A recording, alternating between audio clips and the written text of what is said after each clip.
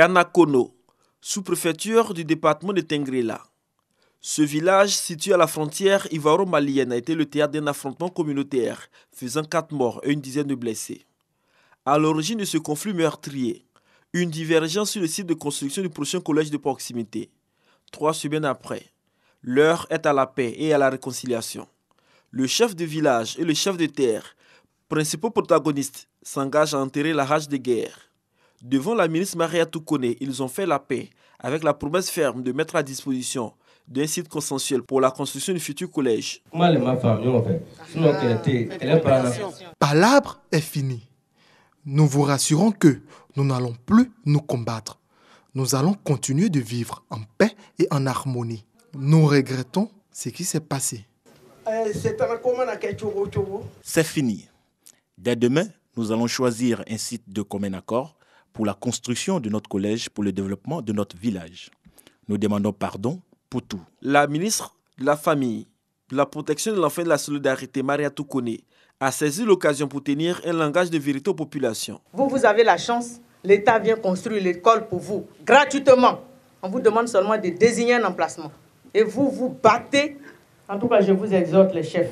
Portez votre bout d'artisans de paix. Les populations ont promis s'investir pour que de telles situations ne se reproduisent dans leur région, longtemps confrontées aux défis de développement.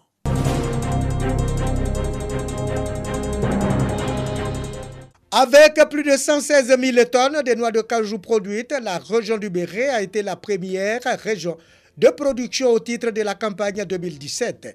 Pour conserver cette place honorable, les coopératives de la région préparent activement la campagne 2018.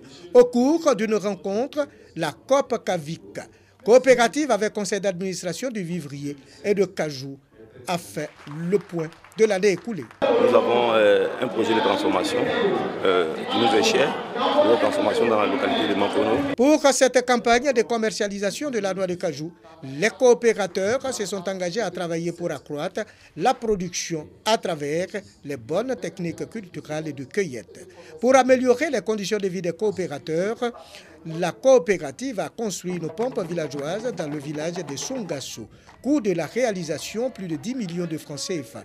Une partie des bénéfices est réalisée la campagne précédente.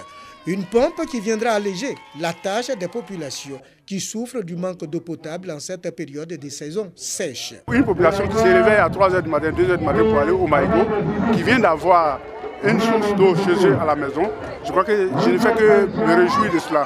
Créée en 2013, la coopérative avec conseil d'administration de vivrier et de noix de cajou compte à ce jour 3 000 membres. Pour l'année 2017, elle a commercialisé 8 000 tonnes de noix de cajou.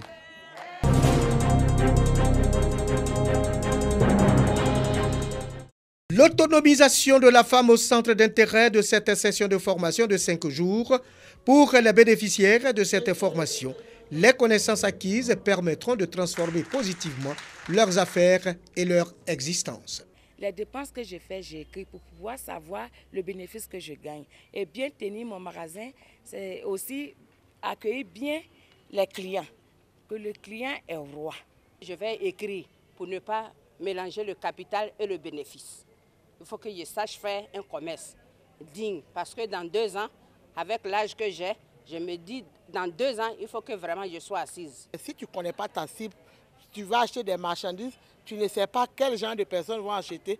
Et puis, je sais comment désormais faire une promotion.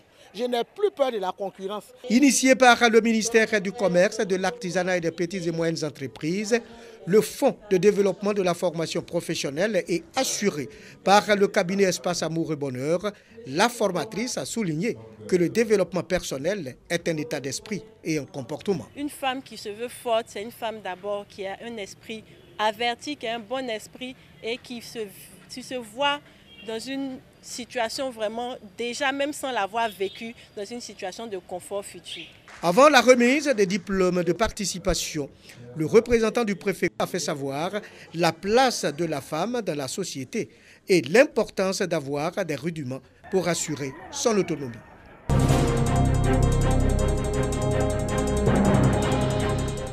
Un endroit sans vie en apparence. À l'entrée, un véhicule passé de mode, à côté duquel un autre véhicule d'un autre type. jamais vu nulle part. Il aura fallu être à Mbengue pour voir ça. Bienvenue dans le garage de Soro, au quartier Zanadala. Entre ce qui passe pour pièces de musée et ce qu'on découvre avec surprise et émerveillement, la passion d'un homme spécialisé dans la récupération de tout ce qui est ferraille jusqu'à sa transformation. Activité dans laquelle transparaît le génie d'un homme. Je suis innovateur. Ce n'est pas manque de moyens. J'ai su la mécanique pour avoir un peu, pour pouvoir payer des fers, pour pouvoir payer des clés, marteaux, pour percer, pour faire ce que je veux faire. Au fond du garage de ce septuagénaire se trouve l'atelier de construction métallique. On y aperçoit pêle-mêle des pièces qui vont servir au montage de certains engins, comme ici ces pompes hydrauliques fièrement exposées. Un engin attire notre regard. C'est un hélicoptère, si on peut l'appeler ainsi, construit par notre génie. Il s'emploie à finir son œuvre. Il y a plus de 2 ans qu'ont débuté les travaux de construction de l'engin. Aujourd'hui, ils sont à l'arrêt.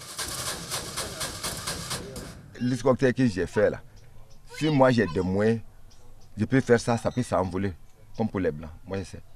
Il y a des parties, il faut mettre un caoutchouc sur l'hélicoptère pour voir léger. Le moteur que j'ai mis sur l'hélicoptère là, c'est un moteur 150 multiplié par 8, c'est ça qui peut envoler avec des personnes sans problème. À Mbengue et dans les localités alentours, il jouit d'une grande renommée. On le regarde avec beaucoup d'admiration, mêlé parfois de moquerie, non sans lui reconnaître ses qualités d'inventeur et de génie. Mais Soro ne s'en offusque guère. Il sait que sa capacité à transformer et à créer touche et fascine.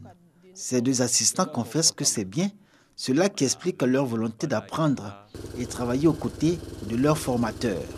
Ce que tout il va fabriquer, les gens viennent voir toujours, les gens viennent regarder ça, ça me plaît. Quand on sort une voiture là même là, il y a des gens même qui nous demandent même, est-ce que votre papa il veut vendre une voiture là ou bien comment?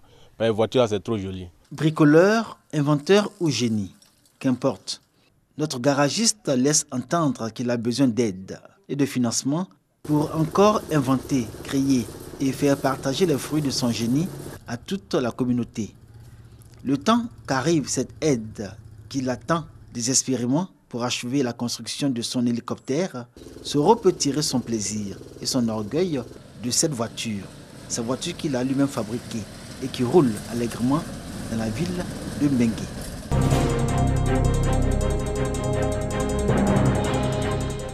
Korogo, localité située au nord de la Côte d'Ivoire. Notre voyage nous conduit dans un village à 5 km de la ville, le village de Ouaraniéné.